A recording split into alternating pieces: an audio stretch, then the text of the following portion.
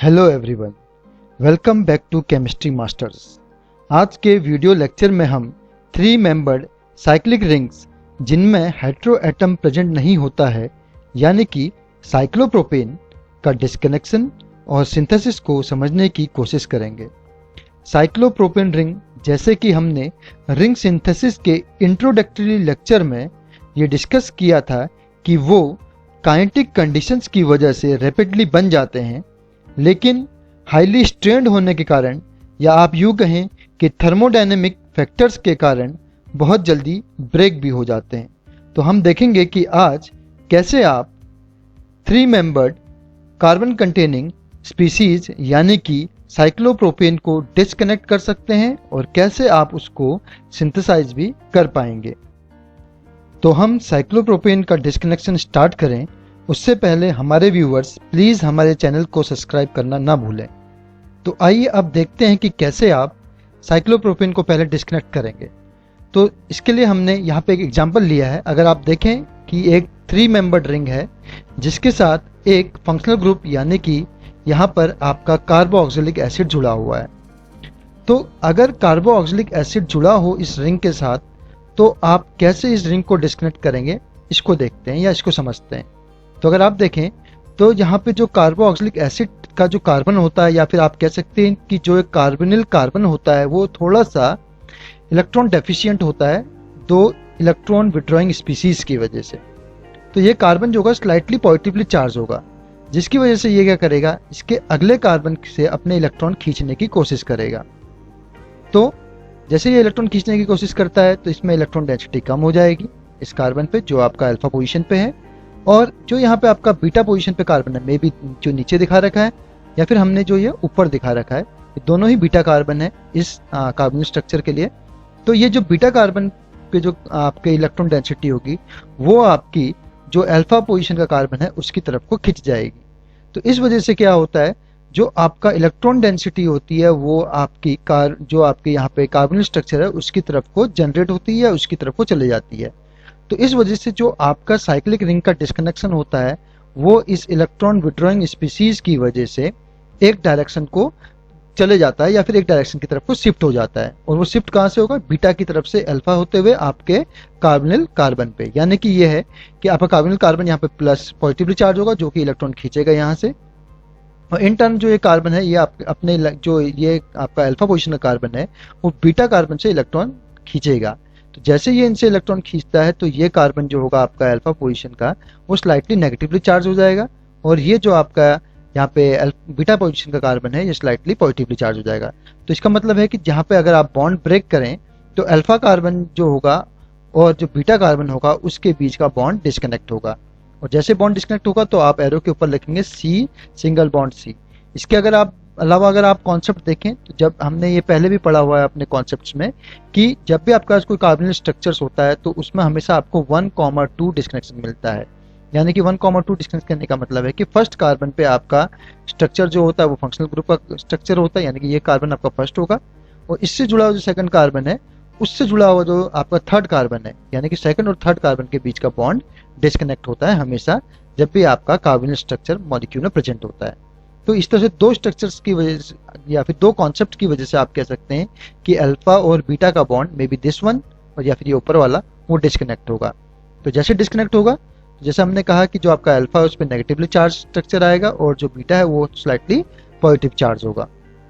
तो अब आपने क्या करना है, जो ये सिंथॉन आपको मिले हैं इन सिंथॉन्स को आप क्या करेंगे, चेंज करेंगे सिंथेटिक इक्विवेलेंट में, और बहुत इजीली आप इन्हें चेंज कर सकते हैं सिंथेटिक इक्विवेलेंट में by adding specific opposite charge species. यानी कि अपोजिट चार्ज स्पीसीज इन पे अगर आप ऐड करेंगे तो ये सिंथेटिक इक्विवेलेंट में या फिर न्यूट्रल फॉर्म में चेंज हो जाएंगे। तो नेगेटिव के साथ आप यहाँ सिंपली इजीली आप हाइड्रोजन जोड़ सकते हैं, और प्लस के साथ आप Br Cl इस तरह के स्पीसीज ऐड कर सकते हैं। तो आपने देखा कि यहाँ पे हमने प्लस के साथ Br जोड़ दिया, और जो अल्फा पोजीशन का कार्बन है इस पे हमने यहाँ पे नेगेटिव चार्ज के साथ हाइड्रोजन जोड़ दिया है। तो अगर आप देखें ये अगर फर्स्ट कार्बन है, ये सेकंड, ये थर्ड, ये फोर्थ, तो ये फर्स्ट, सेकंड, थर्ड और ये फोर्थ, इस तरह से आपका फोर्थ के साथ Br और यहाँ पे सेकंड यानी कि अल्फा पोजीशन के कार्बन के साथ यहाँ पे हाइड्रोजन आपने ऐड कर दिया है। अब जो ये स्पीसीज मिली है क्या इसको हम फर्दर ब्रेक कर सकते हैं? देखिए, अगर आप देखें तो फिर से ये आपके पास कार्बोनिल स्ट्रक्चर है, तो आपका पास फिर से यही कंडीशन बन रही है। तो यहाँ भी आप क्या कर सकते हैं, 1,2 का डिस्कनेक्शन शो कर सकते हैं। 1,2 का डिस्कनेक्शन यहाँ पे भी शो होगा, यानी कि पहले पोजीशन पे आपका फंक्शनल ग्रुप होगा और सेकंड और थर्ड कार्बन के बीच का जो बॉन्ड होगा वो डिस्कनेक्ट होगा। तो फिर से एरो के ऊपर आप लिखेंगे कार्बन कार्बन डिस्कनेक्शन, या फिर आप लिख सकते हैं 1,2 कार्बन कार्बन डिस्कनेक्शन। और जैसे डिस्कनेक्शन होगा तो अल्फा पोजीशन के कार्बन पे आएगा नेगेटिव चार्ज, बीटा पोजीशन के कार्बन पे आएगा आपका प्लस चार्ज, जो कि यहाँ आपका पहले भी हमने दिखाया था, सेम कॉन्सेप्ट के अनुसार यहाँ भी आएगा। तो माइनस के साथ सिंपली आप फिर से हाइड्रोजन जोड़ देंगे, तो ये आपका बन जाएगा एसिटिक एसिड। और यहाँ पे आपने जो आपका दूसरा स्पीसीज था उसके साथ आपने सिंपली Br जोड़ दिया, तो ये आपको मिल गया डाइब्रोमो इथेन, आपको मॉलिक्यूल मिल गया है। तो ये दो सिंपल मॉलिक्यूल हैं जो आपको मिले हैं इस साइक्लिक मॉलिक्यूल को ब्रेक करके। अब हम देखेंगे कि कैसे आप इन दो सिंपल स्ट्रक्चर से या सिंथेटिक इक्विवेलेंट से वापस अपने इस मॉलिक्यूल को या टारगेट मॉलिक्यूल को पा सकेंगे सिंथेटिक इक्विवेलेंट या सिंथेटिक अप्रोच के द्वारा। तो सिंथेटिक अप्रोच की जब हम बात करते हैं तो आप यूज करेंगे यहाँ पे जो लास्ट में सिंथेटिक इक्विवेलेंट मिला था उसको। तो लास्ट में हमको एसिटिक एसिड मिला था और डाइब्रोमो इथेन मिला था। हमने एसिटिक एसिड लिया और एसिटिक एसिड को बेस की प्रेजेंस में रिएक्शन कराई है। तो अल्फा पोजीशन का जो यहाँ पे हाइड्रोजन होता है जनरली वो इजीली रिमूव किया जा सकता है। तो जैसे ही ये हाइड्रोजन अगर बेस की प्रेजेंस में आएगा तो आप इसको रिमूव करेंगे, तो यहाँ पे अल्फा पोजीशन पे आपका आ जाएगा नेगेटिव चार्ज। तो ये नेगेटिव चार्ज जो जनरेट हुआ है, यानी कि ये जो आपका न्यूक्लियोफाइल जनरेट हुआ है, वो आपका दूसरे सिंथेटिक इक्विवेलेंट मतलब डाइब्रोमो इथेन के साथ रिएक्ट करेगा कुछ इस तरह से। ये अपने lone pair electron negative charge जो होगा वो इलेक्ट्रॉन डोनेट करेगा इस कार्बन पे, क्योंकि कार्बन और ब्रोमीन के बीच का जो इलेक्ट्रोनेगेटिविटी डिफरेंस है उसकी वजह से कार्बन स्लाइटली पॉजिटिवली चार्ज होगा। तो जैसे इसने इलेक्ट्रॉन डोनेट किया यहाँ पे स्लाइटली पॉजिटिव कार्बन पे, Br यहाँ से अपने इलेक्ट्रॉन लेके निकल जाएगा। तो ये Br किस जो निकला है, उसके बाद जो स्पीसीज है यानी कि ये स्पीसीज जाके ऐड हो जाएगी आपकी कुछ इस तरह से। तो ये स्पीसीज है जो लास्ट में आपको मिली थी। अब इसके बाद अगले स्टेप में क्या होगा, फिर से आप बेस के आप यूज करेंगे। बेस फिर से यहाँ से जो अल्फा हाइड्रोजन है उसको रिमूव करेगा, फिर से आपका नेगेटिव चार्ज जनरेट होगा। ये नेगेटिव चार्ज फिर से अटैक करेगा इस कार्बन पे, जहाँ की आप कार्बन और ब्रोमीन के बीच में इलेक्ट्रोनेगेटिविटी डिफरेंस की वजह से स्लाइटली पॉजिटिव होगा। तो जैसे ये इलेक्ट्रॉन इस पर डोनेट करेगा तो Br फिर से यहाँ से निकल जाएगा। Br यहाँ से निकला तो फिर से आपको यहाँ पे एक 3 मेंबर्ड रिंग यानी कि साइक्लिक रिंग बन जाएगी जिसमें COOH जुड़ा होगा। तो इस तरह से आपने देखा कि कैसे आप एक साइक्लिक मॉलिक्यूल को जिसमें कि एक इलेक्ट्रॉन विड्रॉइंग स्पीसीज जुड़ा हो, आप 3 मेंबर्ड रिंग को ब्रेक करके टारगेट मॉलिक्यूल को सिंथेटिक इक्विवेलेंट में चेंज कर सकते हैं और उन्हीं सिंथेटिक इक्विवेलेंट से वापस अपना टारगेट मॉलिक्यूल पा सकते हैं। अब बात करते हैं कि ऐसी स्पीसीज का जिसमें कोई स्पीसीज और ना जुड़ा हो, यानी कोई इलेक्ट्रॉन विड्रॉइंग ग्रुप ना जुड़ा हो। अब आप देखें तो यहाँ आपने सिंपल क्या लिया है, एक साइक्लोप्रोपेन लिया है। अब इसका डिस्कनेक्शन कैसे करेंगे, तो सिंपल अगर साइक्लोप्रोपेन की अगर हम बात करें तो कार्बन कार्बन सभी के सभी कार्बन है और इलेक्ट्रोनेगेटिविटी डिफरेंस नहीं है। तो इस तरह के कॉन्सेप्ट में आप क्या कर सकते हैं, किसी भी कार्बन कार्बन के बीच का डिस्कनेक्शन शो कर सकते हैं। और जो यहाँ पे डिस्कनेक्शन होगा उस पर आपको यहाँ ध्यान रखना होगा कि ये डिस्कनेक्शन आप होमोलाइटिक डिस्कनेक्शन करेंगे।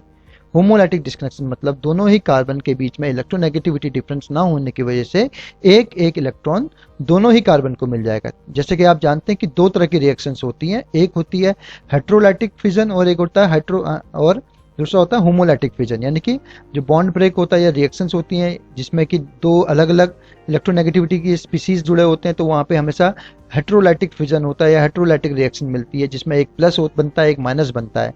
लेकिन आप होमोलाइटिक रिएक्शंस के बारे में भी जानते हैं जहाँ पे बॉन्ड में इलेक्ट्रोनेगेटिविटी डिफरेंस नहीं होता है, कार्बन कार्बन के बीच का बॉन्ड ब्रेक होता है, दोनों स्पीसीज को एक एक इलेक्ट्रॉन मिलता है। तो सेम डिस्कनेक्शन का अप्रोच आपने यहाँ पे यूज करना होगा, यानी कि ये है कि डिस्कनेक्शन आपका हेट्रोलाइटिक भी हो सकता है और होमोलाइटिक भी हो सकता है।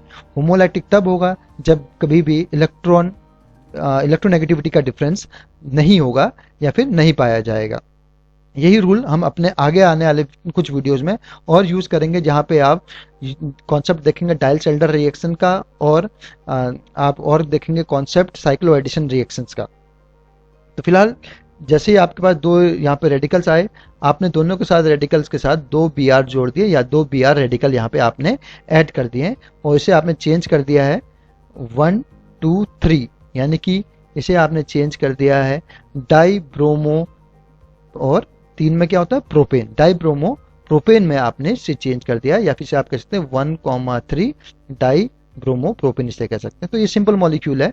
अब आप इस सिंपल मॉलिक्यूल से सिंथेटिक अप्रोच के साथ वापस इसी मॉलिक्यूल को बनाने की कोशिश करेंगे। तो सिंपल है, आपने डाई ब्रोमो प्रोपेन ले लिया है। इस डाई ब्रोमो प्रोपेन को आप सिंपली सोडियम के साथ रिएक्ट कराइए। जैसे अगर आप देखें तो यहाँ पे इलेक्ट्रोनेगेटिविटी का डिफरेंस अब जनरेट हो गया है। तो Na क्या करेगा, यहाँ से Br को निकाल लेगा। तो यहाँ पर आपका एक कह सकते हैं रेडिकल यहाँ जनरेट हो जाएगा। और सिमिलरली जो दूसरा यहाँ से Na होगा वो भी इस Br को निकाल लेगा, वहाँ भी रेडिकल का जनरेट हो जाएगा। यहाँ से भी अगर देखें तो दोनों के दोनों Na है, Na के बीच में इलेक्ट्रोनेगेटिविटी डिफरेंस नहीं है। तो दोनों Na जो होंगे एक एक Br को यहाँ निकालेंगे, दोनों ही कार्बन पे यहाँ पे एक एक रेडिकल फिर से जनरेट हो जाएगा और वो रेडिकल जुड़ के आपका साइक्लिक रिंग यानी कि साइक्लोप्रोपेन वापस दे देंगे और आपको NaBr as a side product मिल जाएगा। तो इस तरह से आपने देखा कि अगर साइक्लिक मॉलिक्यूल में कोई इलेक्ट्रॉन विड्रॉइंग स्पीसीज है तो आप वहाँ पे हेट्रोलाइटिक फिजन करेंगे या हेट्रोलाइटिक डिस्कनेक्शन करेंगे। अगर कोई इलेक्ट्रोनेगेटिविटी का डिफरेंस जनरेट करने के लिए स्पीसीज नहीं है तो आप होमोलाइटिक डिस्कनेक्शन को कंटिन्यू करेंगे। तो आपको आज का वीडियो कैसा लगा ज़रूर हमारे साथ शेयर कीजिएगा। आप हमारे वीडियोस पे कमेंट कीजिए, वीडियोस को लाइक कीजिए, शेयर कीजिए और चैनल को सब्सक्राइब करना ना भूलें। Thank you for watching our videos.